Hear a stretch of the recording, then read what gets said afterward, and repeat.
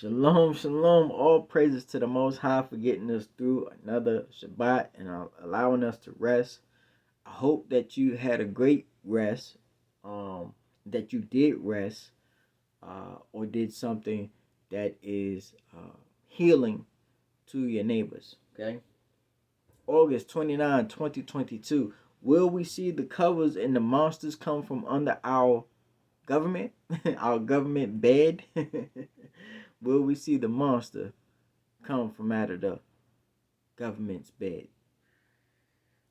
This is taken from Luke 17:26 and 30 and Matthew 25 and 30. This is my Babylon review. If you don't know what happened on Friday, Jerome Powell, the chair of the Fed, said he's going to keep pumping up the rates. Spiritual advice: pay down your credit cards. Still continue to live a frugal life wherever it may possibly be.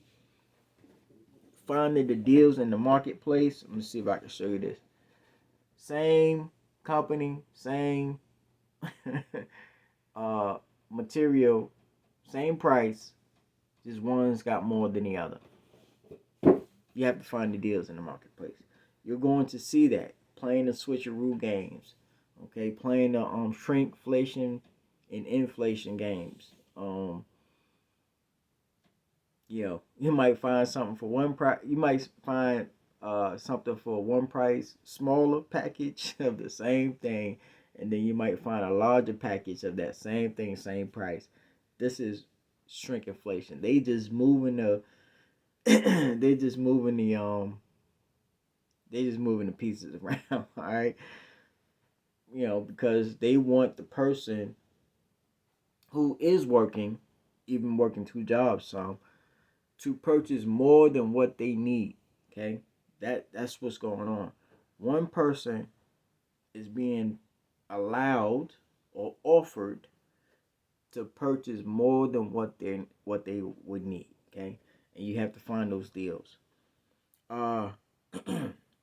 Matthew 25 and 15. This is not a time to be stagnant or to be worried about. Not, I won't say worried, but you shouldn't be stiff in these seasons, even though things are breaking down and looking rough. Okay, you should still be pushing forward on building the kingdom. You have talent, you should be getting more talent. You understand? If you're not in the age bracket of talent, meaning you have passed the age of master. The age of master is 55 and older. If you are in those ages, you should be a master at your craft. You should be at that stage where you should be teaching others the techniques of that craft. That is where your profession should be, your knowledge, because you're not working physically hard anymore. If you are younger than that, which in the lodge they call a fellowship, if you in that bracket from 55 to 40, no, 55 to 35, you should be learning more talents, more skills that you can add on to your person, so that you'll have something when you get in the 55 that you can teach those who are coming forward. And if you're younger than 35, you should be working physically hard. You should be physically working hard.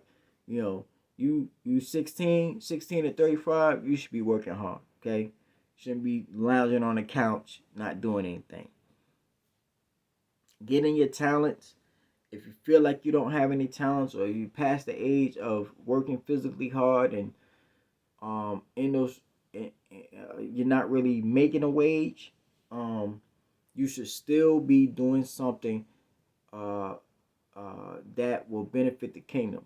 And the Messiah gave us the answer in Matthew 25:34, where he says, then shall the king say unto them on his right hand, come ye blessed of my Father, inherit the kingdom prepared for you from the foundation of the world. For I was hungered, and ye gave me meat. I was thirsty, and you gave me drink. And I was a stranger, and you took me in. Naked, and you clothed me. I was sick, You visited me. I was in prison. You came unto me. You should be doing something that will bring light and levity to someone's life. You understand? Clothing the orphan. If you've seen what happened in Pakistan, I will be calling the orphanage that I support. Tell people the blessings that I do, but there's an orphanage that I support over in Pakistan, and I'm going to find out if they are all right. I think 2 years ago we started to build we're helping them build a new facility. I wonder if that facility was flooded. A lot of Bibles went over there.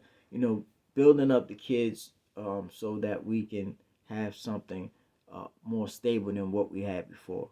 But nonetheless, I digress. What you should be feeding, clothing right here. We got disasters that have. So many disasters have happened in the United States within this year. So you should be helping people, supporting people in that manner. Um, if you're not doing other talents, you shouldn't be um hung up on that one talent and storing it away and not doing anything with it. Even if you take $2 and you sending it off to them, you you're doing something to put into the treasury house of the kingdom. It's not in these churches, okay? These churches are lost, okay? They don't even know what to do. A lot of these churches don't even do community service anymore. They don't have the talent and the strength to build the community up and actually help the people. They just doing minimal things that just get you by for the day. They're not really teaching them how to fish and to build up the kingdom. It's still going to be marrying, eating and drinking, buying and selling, building and planting, all the way until the Messiah comes. You have to be doing something, being productive. No matter what the circumstances around you look like, you should be doing something, okay, that will build forth to the kingdom. Because when the Messiah come, your work shall follow you. And when he come and take a record of account, you find out you ain't even do anything. And if you're afraid, and this is for the servant that may be afraid, who don't feel like they have enough knowledge or wisdom to be able to do these to be able to do to be able to take on a task or a project that may require a great deal of knowledge, the Messiah gave you a solution. You should put my uh you should put my money with the exchanges, meaning you should be buying government bonds uh or putting it in a trust account where it can accumulate some type of interest, so that when the Messiah come, he will receive his with usury, with interest.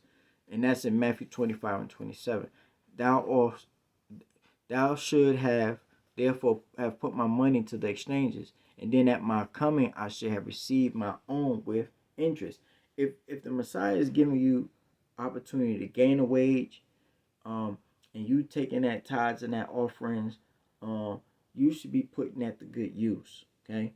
Not just giving it, pawning it off to someone else who you don't even know what they doing with it, okay? So this is something that we have to continue to do, not being stagnant. No matter what the circumstances are around us, we should still be utilizing our tithes and offerings to do good works, so that you don't be kingdom poor when the king comes, because he gonna take from you because you didn't do anything with it, and you're gonna be thrown out the kingdom because you're unprofitable, and you're gonna be poor. You don't want to be outside the gates of the kingdom, because there's liars, murderers, and thieves gonna be outside of the kingdom. You don't want to be on that side of the ledger. Thank you for your 10 minutes of your time. I'll see you on the next one. Shalom.